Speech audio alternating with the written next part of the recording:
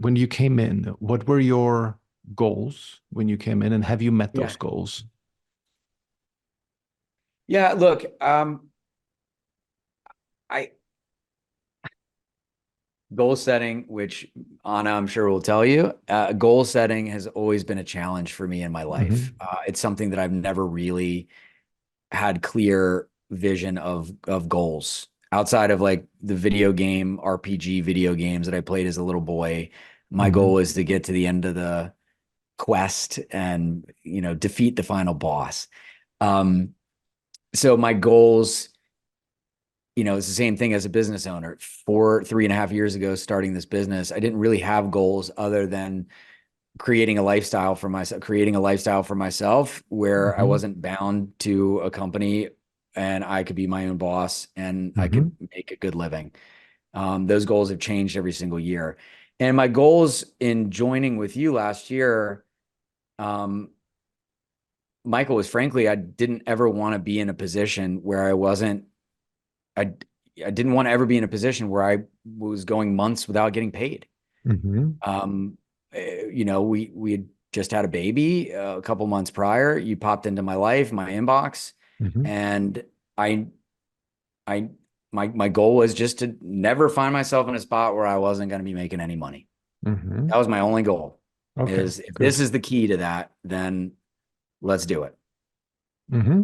Great. Well, it sounds like you met that goal because you're now far from, you have three active clients and good active pipeline.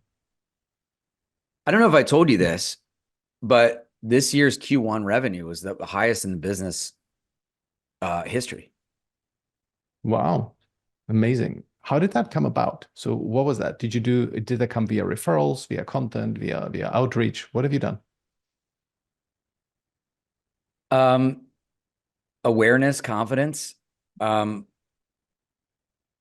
I'd say content is a supporter. Content was a credibility magnet or a credibility reinforcer. But all the activity that I had from Q1 was from my direct sales efforts. Hmm. Um, Having a common connection, not a referral. Okay, not a referral. I think you remember my client in Denver, Colorado, real estate brokerage. Like I met the two founders of the company at a wedding Hmm. and just had the awareness to have the conversation with them and I pursued it and asked for the sale. Hmm. And now we have another real estate client in Columbia, South Carolina. Hmm. And same thing. I've known the people at this company for I've known of them. I actually interned with this real estate brokerage when I was in college. But this woman didn't know me since I was 20 years old. So Hmm. 17 years later, happened to be connected with her on LinkedIn. I saw she changed brokerages and I pitched her. Ah, Um, perfect. Got it. So so it was the confidence of first of all knowing what your avatar is, and then once you found somebody who you still sort of stayed a little bit inside your network, but given that you now know you have a specific thing to sell, we formulated it as a value proposition from yeah, two. You now know how to approach these people and confidently pitch them. yeah, All no right, doubt. perfect, excellent. I think No that's a very doubt. good outcome because that also means that you're quite sort of insured for the future. Right? This should give you, even if the clients, end and then roll off and so on, or somebody leaves you, you know how to get new clients now. The biggest takeaway for me was just keep it simple, stupid. Yeah. That was the biggest thing that I am so proud of I'm so proud of the line of business that I feel like I've created and like the disruption that I'm bringing to my industry that I spent so long in. Um, I I I was so proud that it got me in my own way. And where you really helped me and others in the program really helped me and the Kartra program really helped me is to keep it to the most bare bones, basic, simple solution is? What's the problem that you solve for clients? And even until today, I mean, even until recently, in the last couple of weeks, I've realized that, and it took a road trip to Atlanta with one of my colleagues. We were doing a training workshop. My client in Atlanta extended our partnership. So we're having additional training workshops down there. And, he's been in leadership coaching and leadership development and much longer than me. And he just, he said, well, why don't you do headhunting? Why don't you do, recruiting services? Why don't you work in the fee for placement type of business that you came from and that you're known for? And I said, look, that's not the business I want to be. I'm passionate about helping companies to create this like recruitment machine within their company. And to do it efficiently and to be self-sufficient and sustainable. And he's like, yeah, but that's what people want. People are coming to you to fill a gap, to fill a hole, and to be the headhunter. And I said, well, John, that's not what I do, man. I don't want to be in that business. It's commoditized. It's transactional. It's not long-term engagement. It's not really solving problems, and it's not engaging to me personally. And he said, but again, Mark, that's the problem you solve for people, is you help them to close open positions. And it hit me in that moment. That was last week, man. That was last week. And it realized to me, and even something throughout our partnership, I realized what I was shying away from is I was so averse to staffing, headhunting, fee for placement, transaction work, that even when people brought it up to me or inquired about the service or said, can you help me with this service, I was pushing them away. I was so quick to shoot down any association between me and headhunting that it was costing me opportunities. And I've learned that just recently, but if I hadn't been a part of the program to realize the value, the offer, and what I truly do for companies, and I wish I had found that out then, because we might have even had more success together. To embrace the fact, headhunting, filling jobs, sure, let's talk about it. Yeah, you got a vacancy? Hey, I'll talk to you about it. Let's get together. And then I'll let my salesmanship guide them down the path of turning it into the offer that I really bring to the table. So I'm grateful to have the awareness of like the irresistible offer. And I wouldn't have had that kind of like aha moment with my colleague who said, dude, but that's what people know you for. That instead of pushing it away right at the very beginning, like take the lead, work the lead, communicate with the lead, sell the lead down the path that you want them to go. Yes. So harness that need that is in the market and turn it into, just by educating the prospect, turning them towards something that you want to do, which in your case is, of course, helping them build the internal recruiting machine. Bingo.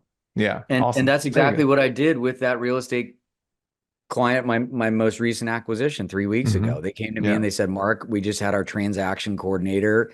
I had to fire her. She had a problem with addiction and she was messing up on things, and it kills me because she's been here for 9 years, and it broke my heart to have to do it, but I had to get rid of her. And you've been banging on my door. So can you help me fill this job? We need to fill this vacancy. And I said, she's like, you're like a recruiting firm, right? You're like a headhunter, right? I said, let's talk. Let's talk. Exactly. Yeah. So now here we are. It's a $50,000 program over the next 6 months. Monthly Amazing. retainer. Amazing. And I'm redesigning their whole like hiring methodology. And we have a temporary solution that we found within the company to fill that void of the position that was missing. And we're revamping the entire way that their company is going to grow from here to the future. Amazing. Well done. But it's because I said, oh yeah, headhunt. Yeah, let's talk. Sure. Whereas in the past, I would have been like, no, I don't do that. No, we're process improvement and training and consulting. And I think I probably missed out on countless opportunities because I did not want to associate myself with headhunting. Yeah, that's a great insight. I love it. Good. Okay. Anything we could have done better? Honestly. No, I mean, I told you this verbatim, and I hope there's no legality issues, but I think your program's brilliant, and I fully plan on like copying it Yeah. for my business. Hmm. I think the self-paced program is terrific. The accountability measures are great. The self-paced aspect of it, the self-paced approach is terrific. Um, what we could have done better, I mean, look, short of, I don't know, trying different things because like I said, I just kind of found out what I've really been missing out on other lead opportunities. Maybe helping to, I mean, again, you did it a great way, narrowing down on the client persona that could be the best suited. But I felt like I sometimes got stymied a little bit. I got stuck a little bit, Michael, because I wanted to just pump out activity for lead gen, but I didn't know who my customer base was. And I still don't fully know that, but I felt sometimes like this urge to just I just want to do. I just want to go. I want to do it. And I maybe enforcing that we do some more research ahead of time on who we're targeting. I don't know. Mm. Um, Okay. maybe pushing on the research pieces um, more. And maybe that's part of it. And I just skipped over it or didn't embrace it. Yeah. So correct me if I'm wrong, but Well, we had the manufacturing firms, no, that we went after. That was the mid-sized sort of privately owned manufacturing firms, I believe. yeah, That was the under target. Was it? 200 employees. Yeah. Yeah. And was that not, would you say this is not specific enough? I think the challenge that I see is that it's too specific. Oh, And because we can help my program applies to so many different companies. And like, I never thought it would apply to real estate. And we have two real estate clients, and we had one that I had a payment link in their inbox and they changed their mind the next day. And I never would have thought a real estate agency would be a fit for this program. So mm, all that to say, like, there's so many different kind of companies that could benefit from our solution. Um, but like, where do you start? hmm. Okay. Yeah, fair enough. Good. So maybe have a more what we could have done better is have a more systematic and rigorous approach where for 1 week we go after one target client, and next week we try this one. We just measure the results and we see where do we get the most benefit from. Maybe we just went to because you've had one or two past clients in the manufacturing space, we just went for those. And instead, what we should have done is to maybe look at a couple of candidate groups, go after them systematically and see who responds the most. So this is what we could have done better, maybe. If I had to find something, look, Yeah. I I told you more than anything, just to have colleagues and men in specific, colleagues, men that we were in the same world together, Yeah. to have that kind of group think where we're all going after the same kind of goals. Um, that was worth the entire fees that were paid. Was just to have you and have other guys in the team that, I mean, sometimes just I didn't say anything. I just have my headphones in. I might not even been on camera, but I'm just listening because I want to pick up ideas or see problems that other people are having. Excellent. Yeah. I think the peer group is also quite important here that we have that. Okay, The peer group is terrific. And I great. hope to replicate that someday. Absolutely. No, and I mean, you'll have access to the program, so feel free to steal with pride.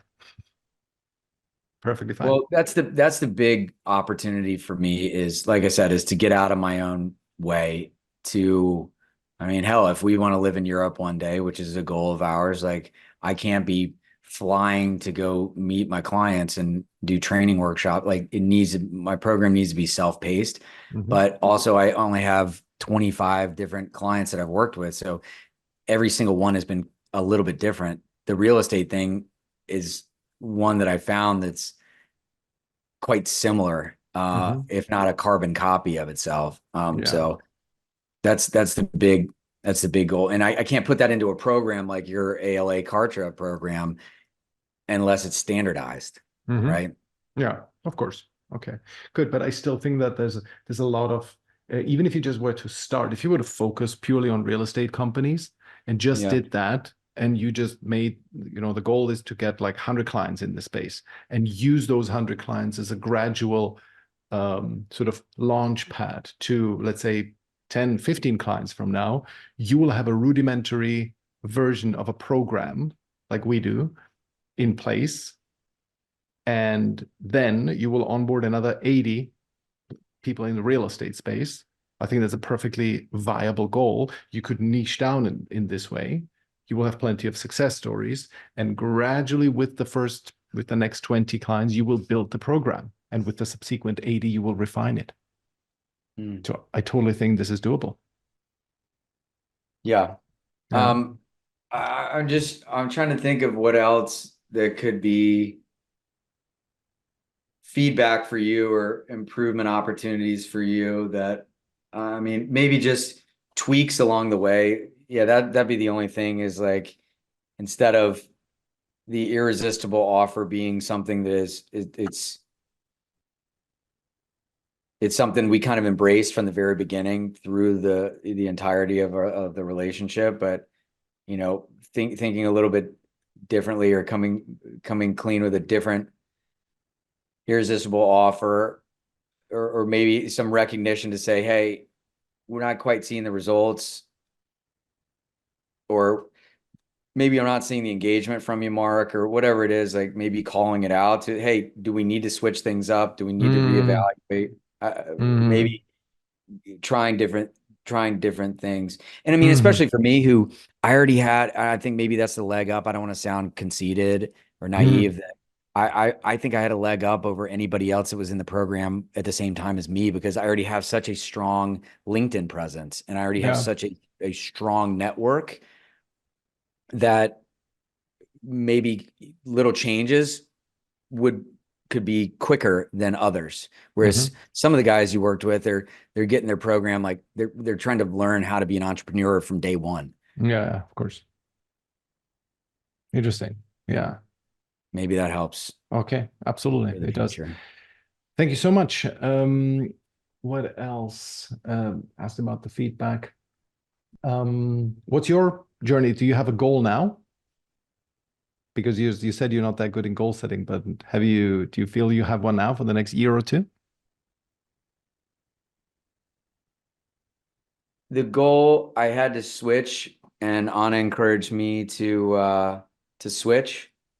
That my goal for this year was to make 250K in revenue, and next year to make 500K in revenue, Hmm. and to switch my goals to life-based goals rather than um, money-based goals. So, like, I'm number one, I want to be able to pay for my daughter's childcare in the first quarter of the year, every year. Hmm. That number one thing is that her annual school is paid for in the first quarter. Good And goal. then number two is more of an operational goal and a business goal, is that I want to have built by next year that I could operate this program from Europe Hmm. or from another location, from Where do you want England. to move to? Do you want to Well, move to England? Well, it's just I told you I lived in Germany as a boy for a couple of Hmm. years. You know, Paloma's from Mexico. We love Europe. She has a brother who lives in Spain. She's an EU citizen. So is our daughter. We have a good friend that has property in England, a state in England, and we love England. And we just that shaped my life so much as a boy from the ages of like 11 to 13. Um, to live in another country, to live in Europe, and it shaped me culturally and shaped me who I am now as a man. But we want that for our daughter, Hmm. and Hmm. so it'd be a great goal that by the time she's 7, 8, 9, 10 years old, that we could live in Europe for a couple of years, and the business operates without me. Yeah. So the first step to that is automating the solution, automating the service to where I could, if it doesn't matter where I live, I could be able to run my business, even if it's still just me.